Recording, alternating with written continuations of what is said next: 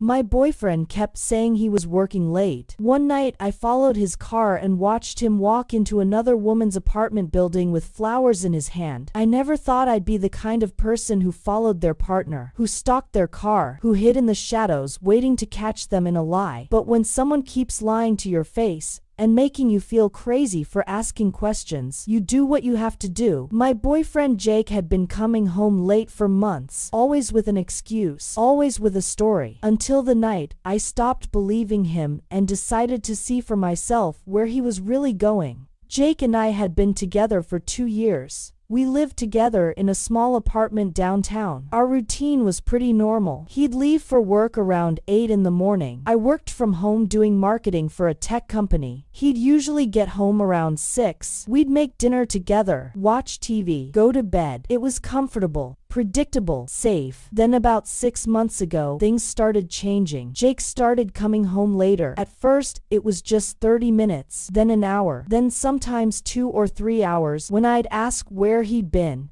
he'd say work was crazy, that his boss was making him stay late to finish projects, that he had no choice. I believed him at first. His job was demanding. I knew that. But then I started noticing other changes too. He'd come home and immediately go shower. Said he felt gross from being at the office all day. He started keeping his phone face down all the time. Changed his passcode to something I didn't know. When I asked why, he said it was for security, that his company required it for work emails. He also became more distant emotionally. We used to talk about everything, share our days, laugh together, but he started giving one-word answers to my questions, started saying he was too tired to talk, started going to bed early without even saying goodnight properly. I was confused. I didn't understand what was happening. I tried asking if something was wrong, if we were okay. He'd always say everything was fine, that I was overthinking things, that work was just stressful and he needed space. So I gave him space, tried not to be clingy or needy, tried to be understanding, but the feeling in my gut wouldn't go away. Something was wrong. I just couldn't prove it yet. And Jake made me feel like I was being paranoid for even wondering. He'd sigh when I asked questions, roll his eyes, tell me I was being insecure, that I needed to trust him more. So I pushed my doubts down, told myself I was being silly, that Jake loved me and I was just being insecure like he said. But deep down, I knew better. I just wasn't ready to face it yet. Then 3 things happened that made me absolutely sure something was wrong.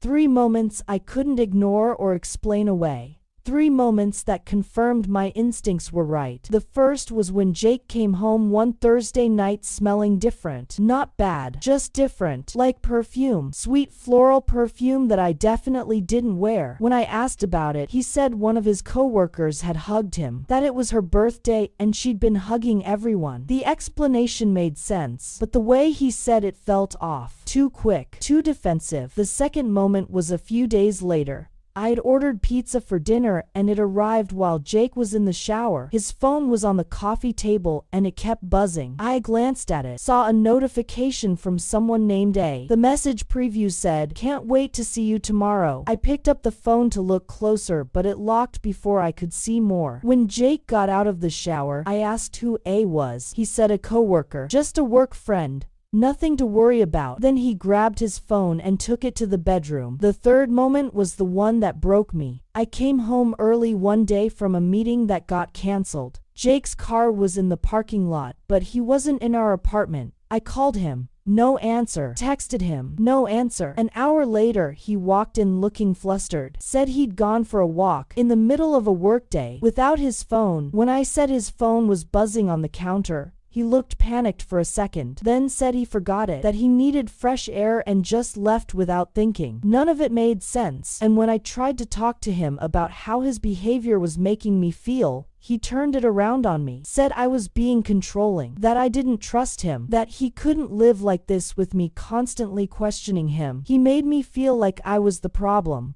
Like I was damaging our relationship by not just blindly believing everything he said. But I wasn't blind. I could see what was happening. I just needed proof. Needed to know for sure before I accused him of something that would end our relationship. So I decided to get that proof myself. The following Tuesday, Jake said he had to work late again. Said he'd probably be home around 9 or 10. He left around 7:30 saying he was heading back to the office. I waited 20 minutes. Then I grabbed my keys and followed him. I stayed far enough back that he wouldn't notice my car. Watched as he drove through downtown. But he didn't go toward his office. He went the opposite direction, toward the residential area on the west side of the city. My heart started racing. Where was he going? He turned onto a quiet street lined with apartment buildings, parked in front of one with a red brick exterior. I parked a block away and watched. Jake got out of his car, looked around, then opened his trunk and pulled out flowers, a bouquet of red roses. He checked his phone, then walked into the building. My hands were shaking. My breath caught in my throat. I couldn't believe what I was seeing. Jake had bought flowers for someone who wasn't me, and he'd driven to their apartment instead of going to work like he'd said. I got out of my car and walked closer, stood near the building entrance, trying to look casual, pulled out my phone and started recording. I didn't know what else to do. I just knew I needed proof, needed evidence that this was really happening, that I wasn't making it up or overreacting. I waited outside for about 10 minutes. Then the door opened. Jake walked out, but he wasn't alone. A woman was with him, tall, blonde, laughing at something, he said. She touched his arm. He smiled at her. They looked comfortable, familiar, like they'd done this 100 times before. I recorded everything, watched as they walked to his car, watched as he opened the passenger door for her, watched as they drove away together. I felt sick. My hands were still shaking, but I stayed calm, followed them from a distance. They drove to a restaurant downtown, one of those trendy places, with mood lighting and expensive wine. I parked across the street and watched through the window. They sat at a corner table, close together. She kept touching his hand. He kept smiling. They looked like a couple because they were a couple. I sat in my car recording clips through the window, getting clear shots of them together, of the way they looked at each other, of their body language. I couldn't hear what they were saying, but I didn't need to. The evidence was right there in front of me. After about an hour, they left the restaurant, got back in Jake's car, drove back to her apartment building. He walked her to the door, kissed her, not a quick peck, a real kiss. Then he got back in his car and drove away, probably heading home to me, to lie about where he'd been, to pretend he'd been working late. But I had everything on video now, every moment, every lie exposed. Every moment, every lie exposed. I drove home before him, got there with enough time to compose myself, to decide what I was going to do, how I was going to handle this. I didn't confront Jake that night. When he got home around 10:30, I pretended to be watching TV. He kissed my forehead, asked how my day was, said work had been brutal. I smiled, said mine was fine, acted completely normal. Over the next few days, I planned my next move. I wasn't going to just yell and scream and cry. I was going to be smart about this, strategic. I wanted Jake to face real consequences for what he'd done. I went through our bank statements, found charges at restaurants I'd never been to, hotel rooms, gifts. He'd been spending our money on her for months. I took screenshots of everything, organized it all into a folder. I also looked up the woman. Found her on social media. Her name was Allison. She was a paralegal at a law firm downtown. She posted photos all the time, and in some of them from the past few months, I could see Jake's things in the background. His watch, his jacket, his coffee mug. He'd been spending enough time at her place that he'd left his stuff there. I saved everything, every photo, every receipt, every piece of evidence, built a complete timeline of their relationship. It had been going on for at least 7 months. 7 months of Jake lying to my face, coming home and acting like everything was fine, gaslighting me when I asked questions. I decided I was going to expose him, not just to me, to everyone, his friends, his family, his co-workers. Everyone needed to know what kind of person he really was. But I needed the perfect moment, the right timing. And then it came. Jake's parents were coming to visit that weekend. They were staying with us for 2 nights. I waited until they arrived, until we were all sitting at dinner together. Then I brought it up casually. I said I'd made a video I wanted to show everyone. Jake looked confused, Asked what video. I pulled out my tablet, hit play, showed the footage of Jake walking into Allison's apartment with flowers, showed them at dinner, showed them kissing. The room went silent. Jake's face went white. His mom started crying. His dad looked furious. Jake tried to grab the tablet, but I pulled it back. Told him to sit down, that I wasn't finished. I showed them the bank statements, the charges for hotel rooms and expensive dinners, showed them screenshots from Allison's social media with Jake's things visible in the background, showed them everything, every piece of proof I'd collected. Jake tried to explain, tried to say it wasn't what it looked like. His dad cut him off, asked how it could possibly be anything other than what it looked like. Jake didn't have an answer. I told his parents they were welcome to stay the night, but Jake needed to leave, that I was done, that I'd already contacted a lawyer about breaking our lease and separating our finances, that Jake could come back when they left to get his things, but he couldn't stay here anymore. His mom apologized to me, said she was horrified, that she didn't raise him to be like this. His dad just looked disappointed. They left the next morning, took Jake with them, and I changed the locks that afternoon. I also sent the evidence to Jake's friends, posted a simple statement on social media saying, "We'd broken up due to his infidelity." Didn't go into details publicly, but made sure the people who mattered knew the truth. Jake tried to control the narrative, tried to say we'd just grown apart.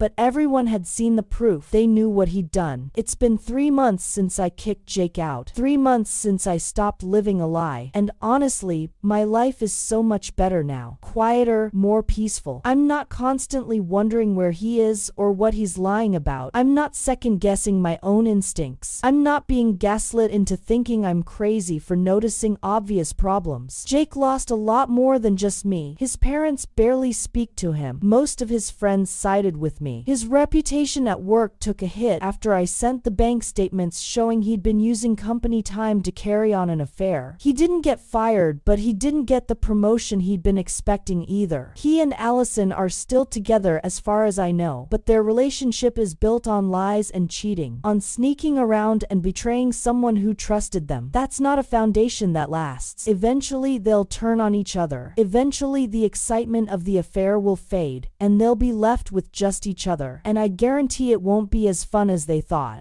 As for me, I'm doing great. I'm living alone in a new apartment, one that doesn't have any memories of Jake in it. I'm focusing on my work, spending time with friends, going on dates when I feel like it. Not rushing into anything, just enjoying being free from someone who didn't respect me. What I learned from all of this is to trust your instincts. If something feels wrong, it probably is. Don't let anyone make you feel crazy for noticing red flags. Don't let anyone gaslight you into ignoring your gut. Your instincts exist for a reason. Listen to them. I also learned that proof is power. I could have confronted Jake without evidence, could have just accused him based on suspicions, but having concrete proof meant he couldn't lie his way out, couldn't make me doubt what I'd seen, couldn't twist the story. The videos and bank statements spoke for themselves. To anyone watching this who thinks their partner might be cheating, here's my advice. Don't ignore the signs. Don't let them make you feel bad for asking questions. And if you need to, get proof before you confront them. Not because you owe them anything, but because you owe yourself the truth. The undeniable, concrete truth that they can't talk their way out of. Jake kept coming home late, kept lying about where he'd been, kept making me feel crazy for questioning him. But the night I followed his car, I got the truth, and that truth set me free from a relationship that was already over. I just hadn't known it yet. Now I know better. Now I trust myself more, and I'll never let anyone make me doubt my own reality again.